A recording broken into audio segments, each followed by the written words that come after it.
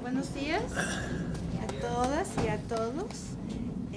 En verdad es un honor muy grande tener la posibilidad de compartir sus días con el profesor Enrique Dussel. Ustedes saben muy bien la trayectoria de él en América Latina desde hace muchos años atrás, desde la filosofía de la liberación, sus conceptos de transmodernidad, entre otros, que han sido contribuciones no simplemente para América Latina, sino para el mundo. Perfecto. Es un gusto estar aquí, sobre todo en Quito. Veo un poco de esas montañas. Yo tuve el gusto, a mis 32 años, de dar unos cursos durante 6 años cada semestre en Quito. Pues eran épocas de descubrimientos. Yo venía justo de 10 años de estudiar en Europa y al llegar a una pequeña universidad al norte de Argentina, Resistencia, que de paso el nombre es un tanto problemático, era la resistencia contra los indígenas, ¿no? Pues me llegó una carta de Quito y me dicen, ¿no te parece venir a dar un curso de historia aquí en Quito? Así que estaba aterrizando de Europa y fue para mí una experiencia única porque tenía unos 100 estudiantes de gente que hacía como un reciclar. Es decir, después de 20 o 30 años de trabajo, hacía toda una nueva formación. Piensen ustedes, 67. Pues si estamos antes del 68, estamos antes casi de la doctrina de la dependencia. Aquí en Quito hubo un instituto organizado por Monseñor Proaño, que aquí en Quito nacieron ideas de lo que después se va a llamar pensamiento crítico. Creo que es uno de los primeros lugares junto a quizás Río con el grupo de Brasil, y no había casi otros lugares en América Latina, así que esto a mí me refresca ideas. Y es muy importante ver la historia de esos procesos, pero es interesante como a veces toma uno la obra de un autor de los nuestros, pero los agarra como bloques. No hay que verlos nunca como bloques, sino que hay que ver en la historia de un debate. Y entonces se van entendiendo los temas. Y creo que todo surgió en los años 60. En los años 50 todavía no había intuiciones muy novedosas. Fue en los 60 que comenzaron. Entonces hay cosas que uno por ahí lee del 60 y dice, ¡ay, qué barbaridad que decían el 60! Pero estaba empezando la temática. Y entonces si uno lo toma como si fuera actual, no tiene sentido. Entonces la cronología es muy importante y es difícil porque las obras a veces están publicadas en 1985, pero fue escrita en el 69. Entonces hay que ver lo que se estaba pensando para entender todos estos procesos.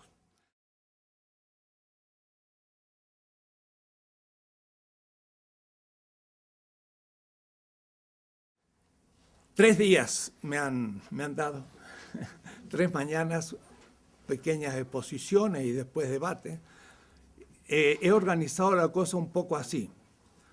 Voy a volver a empezar por la historia. Sobre todo que si se habla de lo intercultural,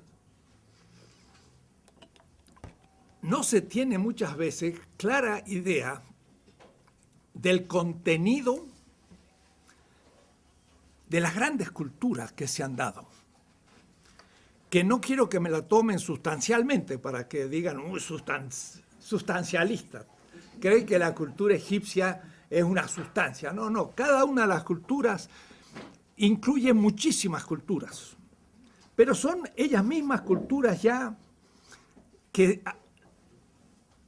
manejan una cantidad de semejanzas. Si yo digo cultura egipcia, 5.000 años de existencia, como decía Samir Amin, el amigo, dice, el Estado egipcio fue quizás el primer Estado de la historia universal.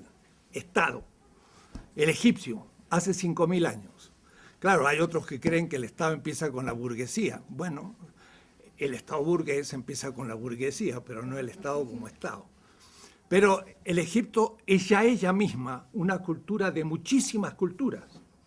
Y no tendría yo miedo de llamarle cultura universal, en el sentido de un cierto universo local, regional. Entonces, hablamos a veces de interculturalidad, pero no tenemos un bosquejo primero. ¿Cuáles han sido las grandes culturas? Después hay muchas otras, casi como especies. Y como especies animales están desapareciendo ante nuestros ojos, decimos, se desaparecen tantas especies de insectos por día, que son miles. Pues también están desapareciendo culturas todos los días, pequeñas. En la India, en los tribes, hay muchos tipos de culturas. Pero a mí me va a gustar hablar de las grandes, no porque sean las más importantes ni las únicas, pero para tener una idea. Mucho lo que hemos hecho ha sido una crítica a Hegel. Ya Leopoldo Sea empezó a hacerla, yo mismo empecé también allá. En el 66 tengo un curso, América Latina en la historia, no se escandalicen, en la historia universal. Digo porque algunos dirán, ¿qué es eso de universal? Ya podemos después discutir. Pero en el año 66, pues no estaba mal. Es mi primer curso universitario. Y el problema era que la visión que tenemos de la historia de las culturas, cuando hablamos de interculturalidad, es completamente eurocéntrico el esquema de exposición. Entonces, hay que destruir aún el esquema de exposición de la historia, que no voy a llamar universal, sino mundial. Y no tengo miedo de hablar de mundialidad, no soy posmoderno. Soy anti-posmoderno, desde ya nomás, porque para mí la posmodernidad es una crítica interna todavía de Europa, no es una crítica externa de Europa. Ya después explicaré todo esto. Entonces, yo no le tengo miedo a los pequeños fragmentos, pero cuando Rigoberta Menchú dice, me llamo Rigoberta Menchú y así me nació la conciencia, es un gran discurso, no es un pequeño discurso. Y es un discurso épico, o es decir, originante de un gran discurso. Entonces, yo no estoy en contra de los grandes discursos cuando los dicen los oprimidos y los excluidos, que son los únicos que tienen derecho a hacer grandes discursos. Entonces, Hegel, no porque sí, escribió la primera visión realmente, porque Montesquieu, Voltaire y todos los franceses, l'esprit de loi, fueron las primeras historias mundiales. Pero Hegel realmente lo hace de manera más definitiva. ¿Por qué? Porque estuvo justo después del triunfo de la Revolución Industrial. Y como era el triunfo de la Revolución Industrial, Hegel es la primera generación europea que realmente empieza a ver a Europa un poco en el centro, lo cual tampoco, no es así. Cada vez he ido retrasando más el tema. Si la modernidad empieza en 1492, esa tesis justamente la enseñaba aquí en Quito en 1967. Contra Wallerstein. Wallerstein pensaba que la modernidad empezaba en el siglo XVIII. En un debate que tuvimos en Binghamton, se convenció que no fue en el siglo XVIII con la Ilustración que empezó la modernidad, sino con Colón. Eso fue toda una tarea que tuvimos que hacer personalmente. Pero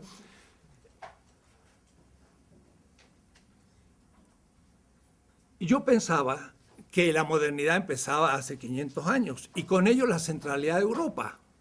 Pero de ninguna manera, porque Europa en el 1500 era una cultura todavía completamente periférica. Pensé que era después todavía y que era con la revolución industrial.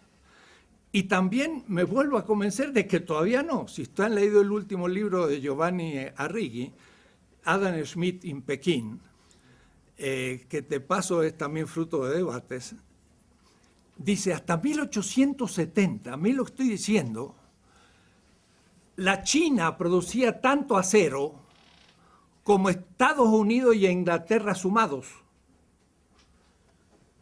Acero. Ahora, ¿quién descubrió el acero? Los chinos en el siglo II.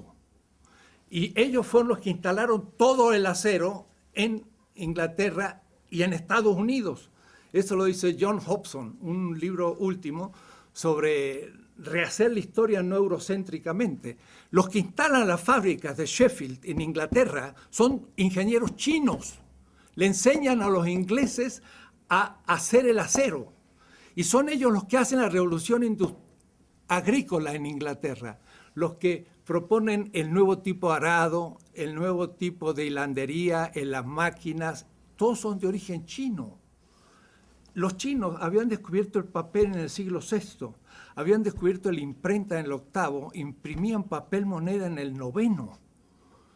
Y un legado chino llegó en las manos de Eugenio IV a Florencia en 1434. Era una colección de libros impresos sobre tecnología militar, tecnología agrícola, astronomía. Leonardo da Vinci lo único que hizo fue copiar libros chinos. El Renacimiento fue originado en China, el italiano. Entonces, cada vez voy postergando más la centralidad de Europa. Europa comienza a ser central en la historia mundial hace 140 años. Primero eran 500, después eran 200 y ahora ya son 140 nomás.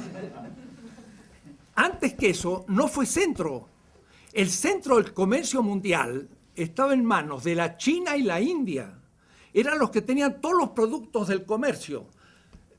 Tenían la seda, que era lo que se usaba para vestirse, toda la aristocracia del mundo, hasta los grandes líderes bantúes compraban seda china, qué decir los obispos europeos y latinoamericanos, y la corona inglesa compraba seda china, tomaban té con la china, o es decir, con la porcelana, hasta 1880.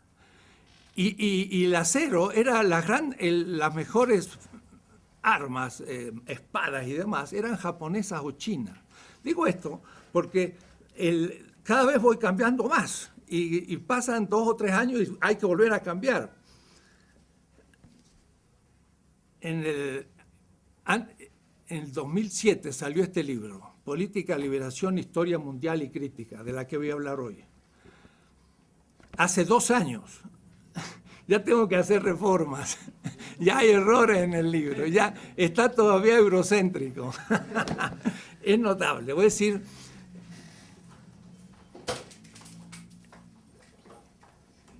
si yo preguntara lo siguiente, ¿quién estudió la historia mundial no con el esquema edad antigua, edad medieval y edad moderna? ¿Quién estudió en otro esquema? Esta pregunta la he hecho en 30 universidades alemanas, Marburg, Berlín, Jena, dando conferencias. Lo he dicho en Delhi, lo he hecho en Manila, lo he hecho en todos los lugares latinoamericanos y nadie me ha levantado la mano. En Kenia, ninguno me levantó la mano.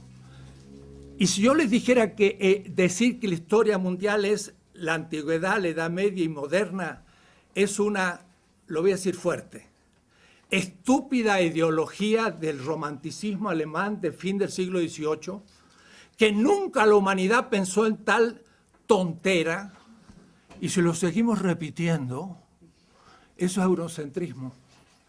Le quiero hacer otra historia, completamente distinta. La Edad Antigua no existe.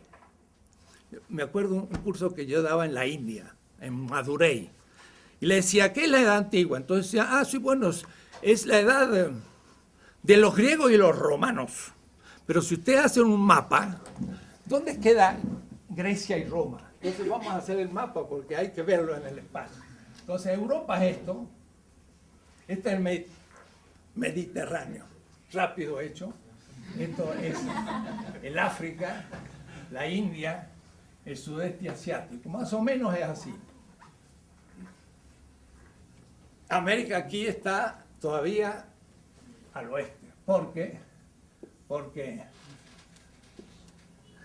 América fue el extremo oriente del extremo oriente.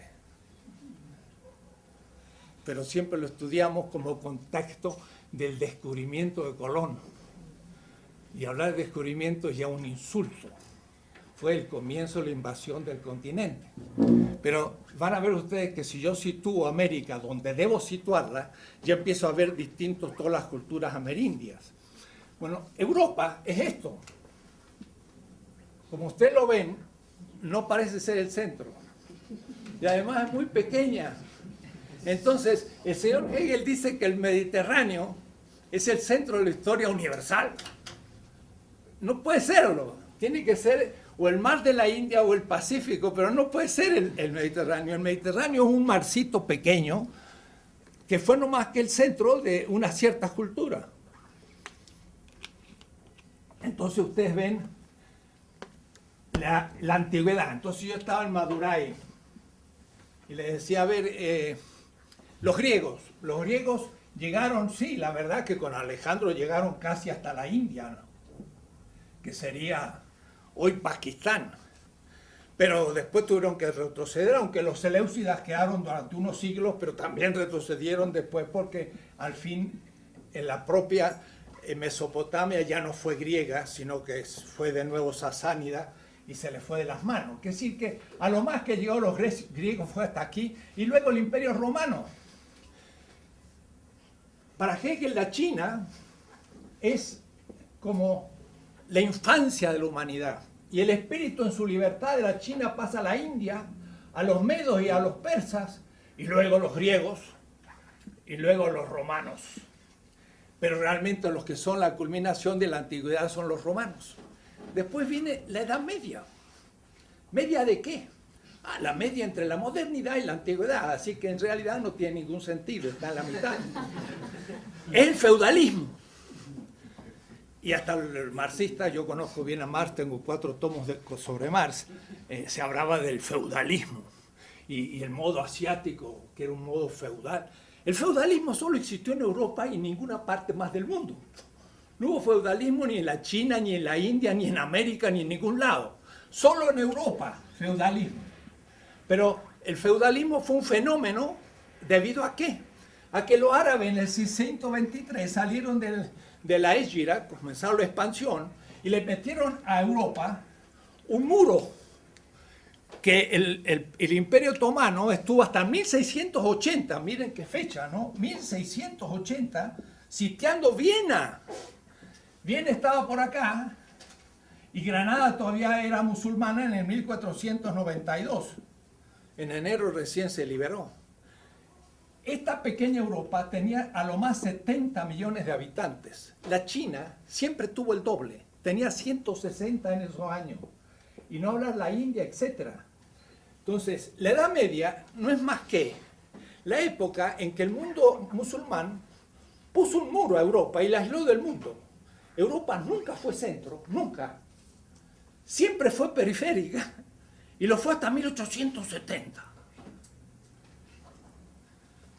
si ustedes quieren, 1790 la revolución industrial, pero también los chinos hicieron revolución industrial.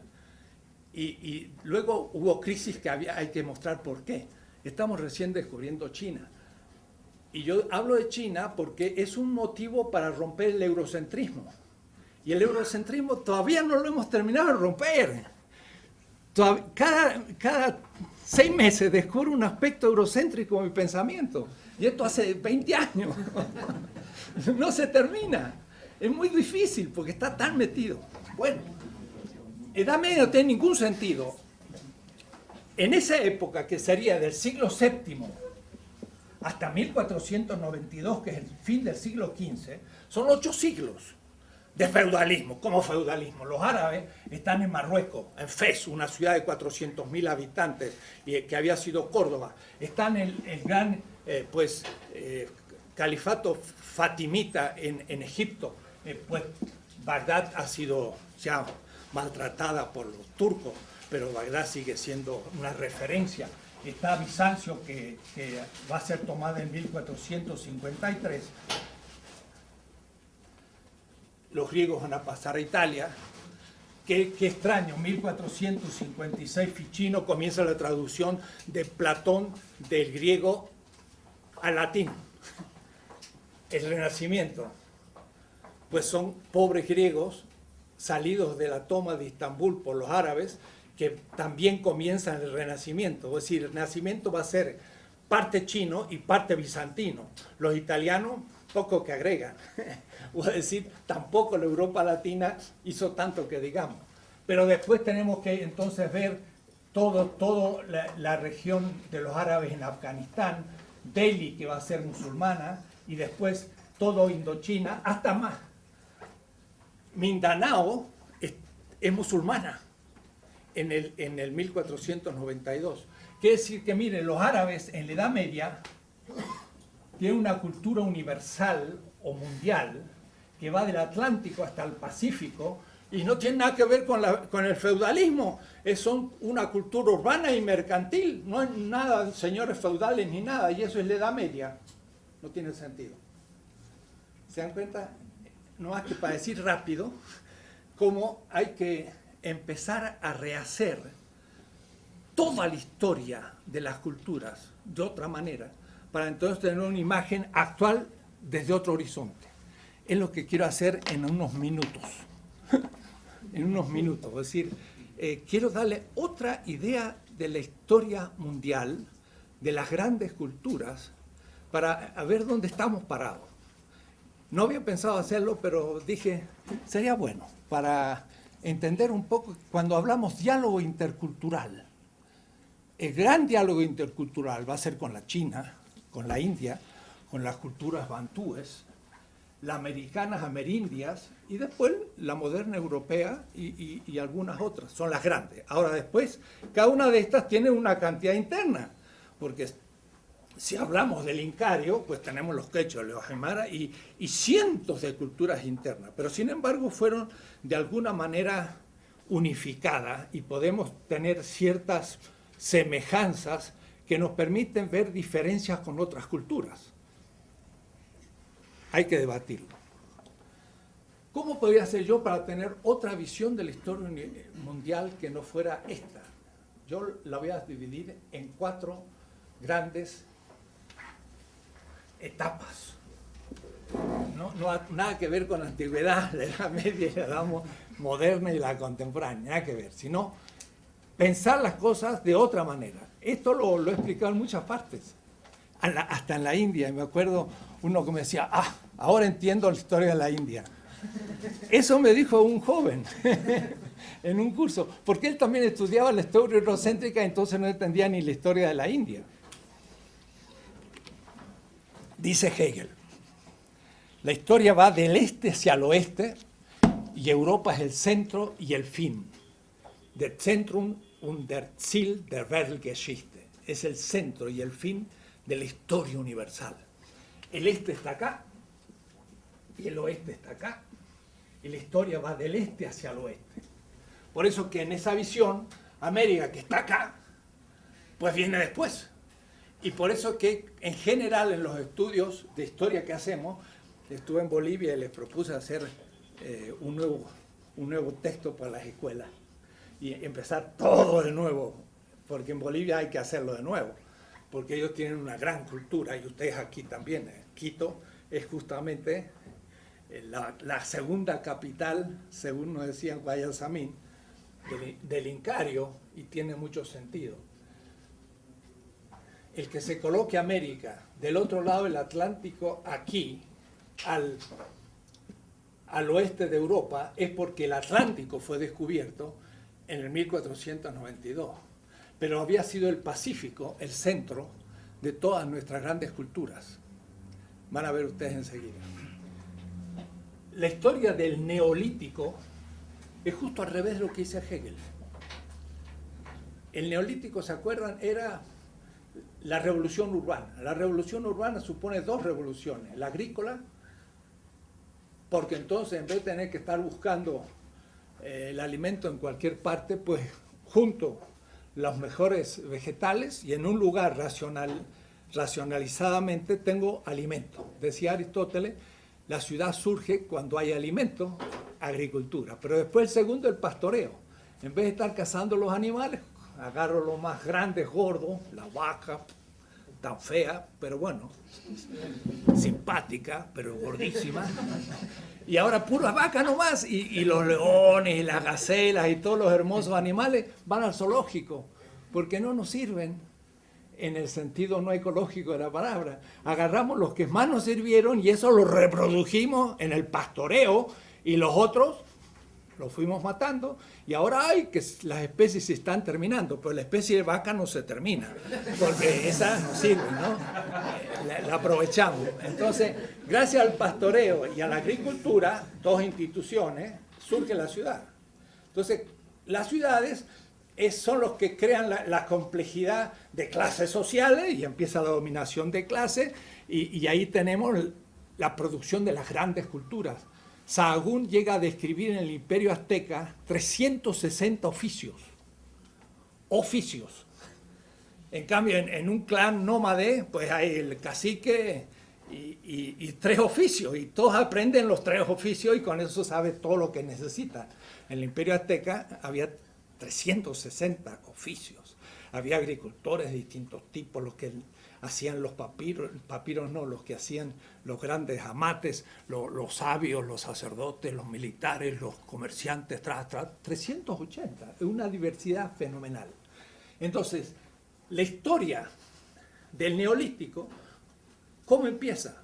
Pues lo que sabemos hasta ahora, y podría cambiarse, sobre todo que siendo el ser humano originario del África, ciertamente, ahí debieron haber hace 40 y 50 y 60 mil años ya aldeas, pero no se han descubierto por ahora. El Homo sapiens tiene apenas 150 mil años, el Homo habilis 4 millones, ¿no? Entonces, de los 4 millones de los primeros seres humanos al Homo sapiens, son de 4.000 a 150, ¿no? Debió haber otras culturas antes, pero de todas maneras, por ahora, la que nos recuerda la arqueología nos dice que al sur de Turquía tenemos ciudades ya con culto al toro y todo hace 7.000 años antes de la era común. Es decir, hace 9.000 años ya había ciudades. Pero estas se van corriendo hacia el sur, y justamente al sur de la Mesopotamia, donde fue la guerra de Kuwait. Kuwait es justo la desembocadura del Éufrates y el Tigris, y ahí fueron la confederación más antigua que conocemos de ciudades. En esa guerra última, miren qué notable, Irak hoy destruida por los bárbaros del siglo XXI. Va a pasar la historia el señor Bush. Antilas no se le va a comparar.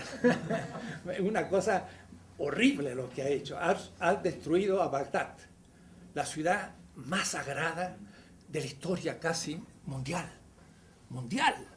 Fundada en el 700, tomada por los turcos en el 1200, 500 años, van a ver ustedes, centro de todas estas culturas comunicadas, mucho más importantes que Roma o que Londres o que Berlín, y la han hecho picadillo. Me encontraba el otro día con una judía y le digo, ¿de dónde viene usted? De Bagdad. Ah, de Bagdad. Pero de Bagdad, de Bagdad. Dice, de verdad. Dice, soy judía del siglo IV. Nosotros hicimos el Talmud y el Mishnah de Bagdad. Y ahora han destruido Bagdad. Nunca más va a resucitar esa ciudad. La han destruido completamente. Una familia que tenía 16 siglos de existencia está ahora nómade en Estados Unidos. Entonces, en esas regiones surgieron las primeras conexiones de las grandes culturas.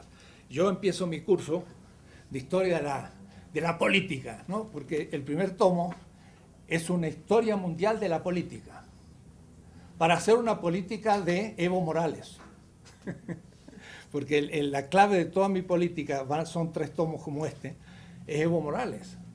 Pero esto empieza allá, hago toda la historia del mundo de la política, de los chinos, de los hindúes, de los árabes, en fin, ya les mostraré cómo es la cosa. El latinoamericano estamos exigidos a hacer todo de nuevo, porque todos los que nos cuentan son construcciones ideológicas, aún de los que se creen más críticos, todavía somos, y yo mismo me voy reatrapando, como digo, aquí tenemos cosas tales como que nuestra semana es de 7 días, pues eso viene de la Mesopotamia. o tenemos códigos, pero en los códigos que tenemos derecho todavía se remontan a los grandes códigos del siglo del tercer milenio y sobre todo el de Hammurabi. Y yo, pensamiento crítico, digo, pues mi teoría crítica pues es tradicional, tiene unos 5.000 años de existencia. Hace 4.700 años, Hammurabi dice, he hecho justicia con la viuda, con el huérfano, con el pobre, con el extranjero. De ahí salió mi Ética de la Liberación de 1970-75. Ese texto me inspiró a escribir la Ética de la Liberación Latinoamericana en el año 75, porque nosotros hablábamos mucho de que había que comprometerse con el pobre, y eso lo había dicho Hammurabi. Ahora, lo interesante de esta ley es que no dice voy a hacer justicia con mi mujer, dentro del machismo, voy a hacer justicia con mi hijo, con el conciudadano y con el rico, sino que es el concepto ya de exterioridad. El orden tiene una ley, pero en la exterioridad de la ley está el que la ley no protege, pero sí la ley de Hammurabi y de la Mesopotamia. La viuda era la mujer del otro, y he hecho justicia con la mujer del otro. He hecho justicia con el hijo del otro. He hecho justicia con el que no tiene ni un buey, dice, porque hacer con el que tiene 10 bueyes, pues está fácil. Y hacer justicia con el extranjero. Miren, si los europeos ahora, los suizos, los franceses, imitaran a esta ley hecha 1.700 años antes de Cristo, más 2.000, son 3.700 años. Le podemos decir a un europeo actual, alemán, sobre todo español, ¿por qué no leen textos de hace 3.700 años y entienden lo que es el derecho? No este derecho burgués de la Revolución Francesa, sino un derecho mucho más antiguo y crítico. Hagan justicia con el extranjero. Son todos estos que vienen desde el sur. Que lo mismo habría que decirle a los norteamericanos con los mexicanos y salvadoreños y ecuatorianos. Ni están a la altura de Hammurabi. Digo esto para que piensen que desde ahí ya tenemos inspiraciones fundamentales, porque de ahí viene todo el pensamiento semita y de ahí va a venir otras cosas. Bien, Egipto, 3.000 años antes de la era común, menos 3.000, es ya la primera grandes dinastías. Y entonces el Egipto comienza a tener Estado, organización, todo tremendo. Pero de Egipto, por ejemplo, si yo hago esto, una balanza, todo el mundo dice, pues la justicia, y eso está en los palacios de justicia, hay una balanza. Pues esa es la balanza de Osiris. Osiris tenía una balanza en la mano, era el dios de la resurrección de Egipto. El muerto venía y le preguntaba a Osiris, ¿qué has hecho para merecer la resurrección? Además hay mucha gente que cree en la resurrección, aún en América Latina. Viene de Egipto, no viene de Israel.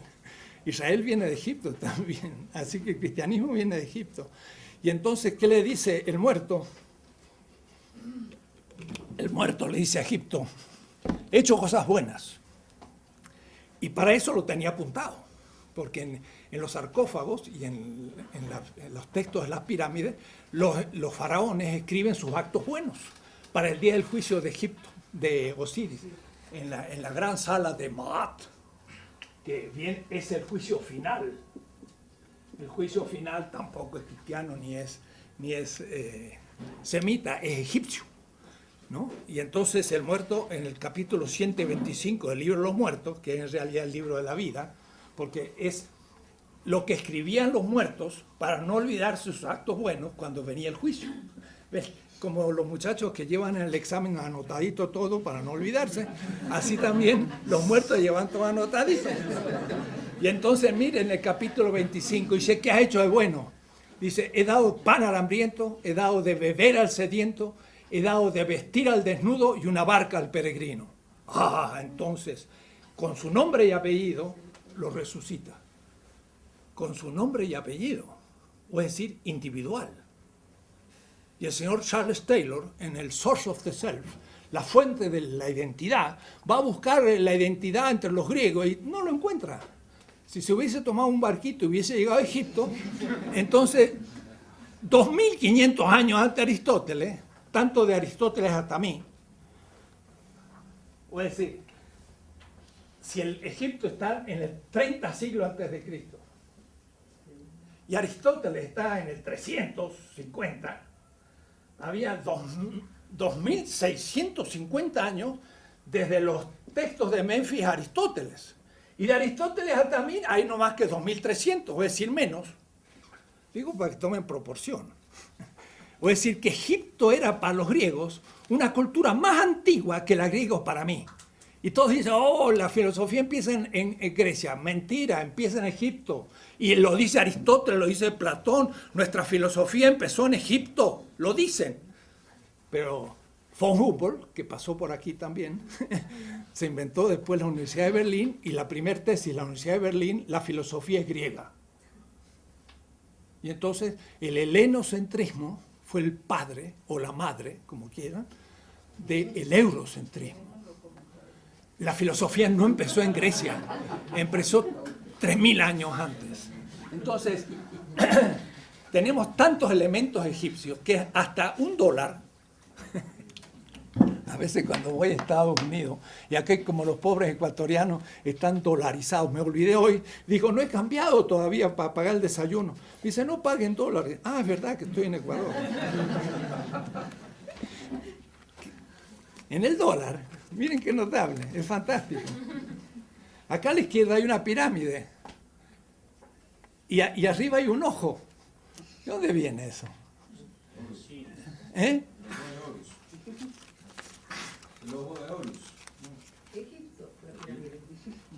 Los masones masón significa constructor de casas. Y los masones tenían símbolos egipcios, la pirámide. Y el ojo es Osiris, que es el que ve todo y que ve en secreto todo. De tal manera que el acto más secreto era visto por Osiris. Es la conciencia ética que ya surge. Y además es verse en público en lo más privado. Es la intersubjetividad hecho ética. Es un mito tremendo, el de Osiris. Mucho más importante que el adámico y que el prometeico, que son sus hijos. Pues si estamos en la cultura madre de la cultura del Mediterráneo, Egipto. De ahí va a salir hacia los palestinos, y el hebreo es no más que un dialecto palestino. Mire, si uno le dice eso a los sionistas hoy en Israel. ¿Qué tanto hebreo? Si ustedes son un dialecto palestino, tenía razón Arafat, que dijo, yo siempre he estado aquí, nunca me han expulsado. Es verdad.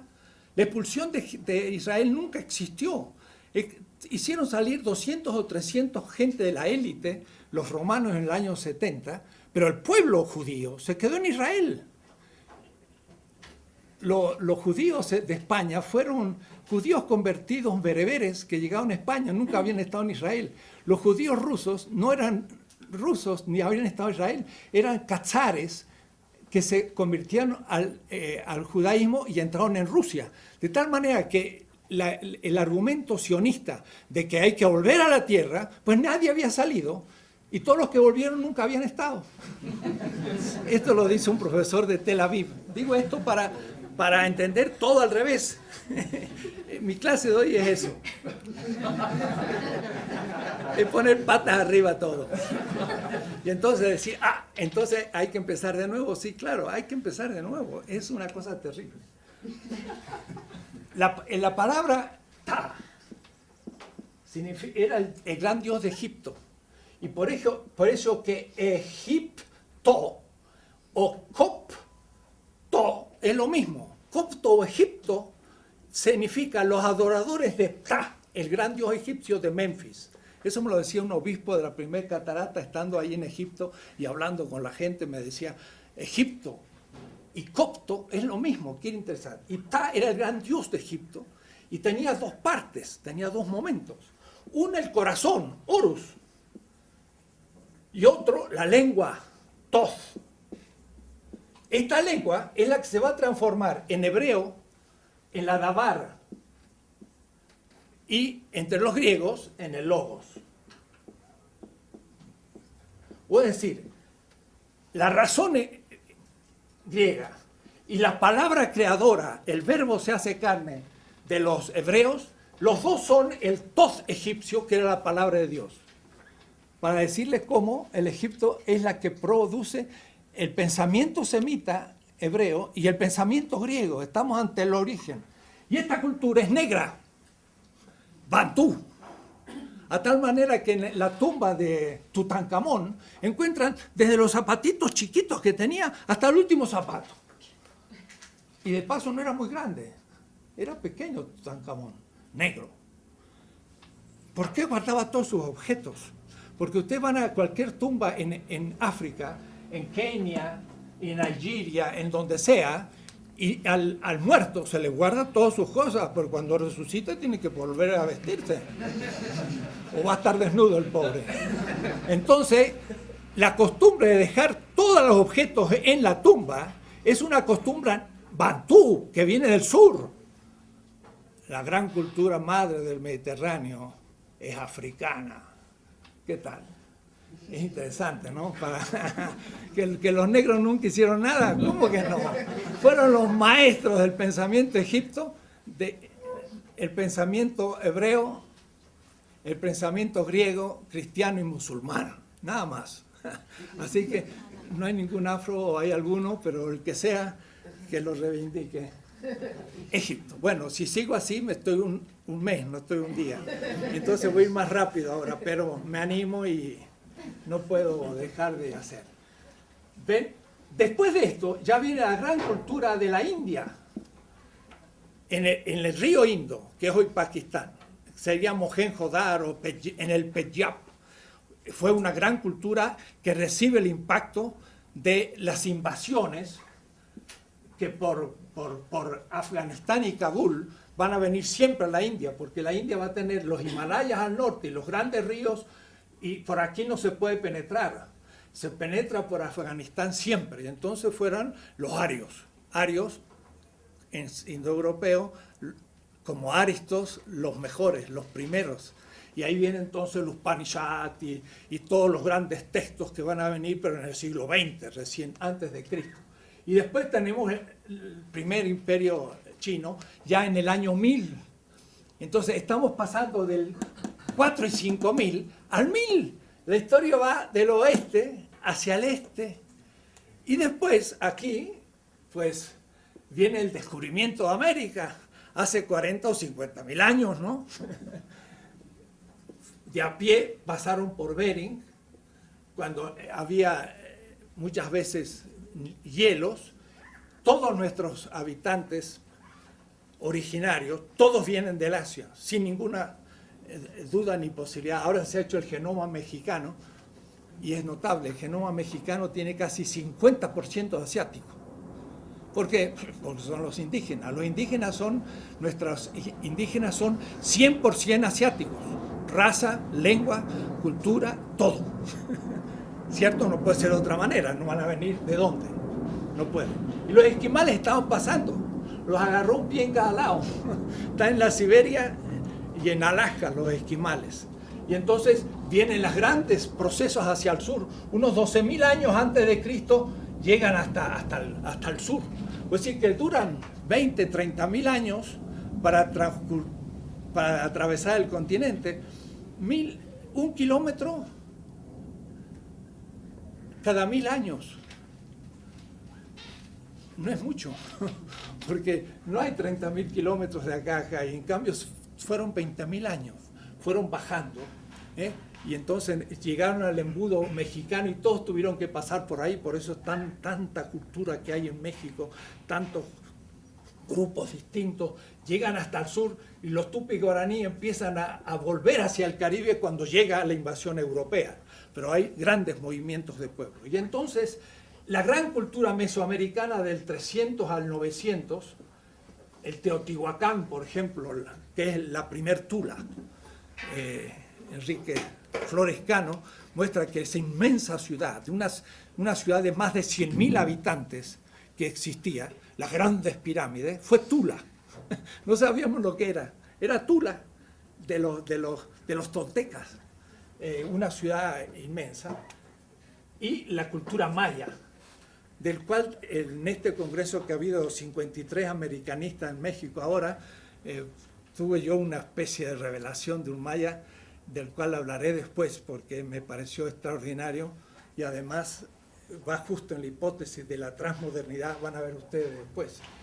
Y nuestra gran cultura del Incario, también en la misma época el Tiahuanacu es también clásica, de tal manera que aquí estamos en el primer milenio después de Cristo. No es que haya habido una relación directa, pero pasamos del sexto milenio al primero. Las grandes culturas neolíticas fueron hacia el este, señor Hegel, justo al revés de lo que usted pensaba, ¿no?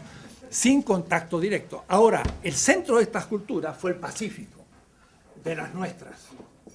Y para un ejemplo pequeño, los mapuches de Chile, a su cacique le llamaban el Toqui. Caupolicán fue un Toqui. Y este era elegido para luchar contra los enemigos, por ejemplo, contra los españoles. Y por eso que los mapuches han resistido y resistido toda la época colonial y casi hasta hoy. Pues en la isla Samoa y luego en Australia y sobre todo en Nueva Zelanda están los pueblos Moari o Maoris. En Nueva Zelanda, en Auckland, estaba y fue a un museo. Y entonces en el museo había una piedra, que era la forma que lo agarraba el cacique Maori. Y se llamaba Toqui. Era la misma piedra de los mapuches, con la misma forma y la misma manera de elección al jefe guerrero. Es decir, que desde Nueva Zelanda, Samoa y Chile, esto todo era una sola cultura polinésica. Era el centro de nuestras grandes culturas. Cientos de expediciones polinésicas llegan al continente americano y por eso que las islas están también habitadas. En México, la gran piedra del Sol, que tiene las 4 edades de la humanidad de todas nuestras culturas, que fueron 5, los mayas, los aztecas, los incas y hasta los onas, hablan de las 5 edades del mundo. El quinto sol es Huitzilopochtli y está sacando la lengua. Y este es el saludo polinésico en todas las culturas polinésicas. ¿Quién hubiera dicho Huitzilopochtli con un gesto polinésico?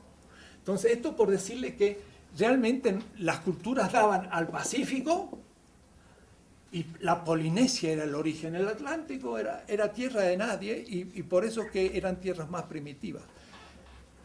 Esto sería el primer curso que habría que dar a nuestra gente para que sepan de dónde vienen los amerindios. El extremo oriente del extremo oriente. En todo. Un compañero Puna de Panamá que estudiaba en Roma, me dice, yo iba a las fiestas de Indonesia. Y entonces había un gran festín en la fiesta de Indonesia de la Libertad y había un buen banquete. Y como yo era estudiante, me decía, pues me venía bien una buena comida. Y entonces yo entraba, dice, a la embajada de Indonesia. De Indonesia, ¿no? Está por acá. China, Indonesia, acá. Dice, entraba ahí y nadie me preguntaba, era un indonesio y era un puna, 100%. Realmente los gestos, la manera, la raza de un indonesio y un puna son idénticos.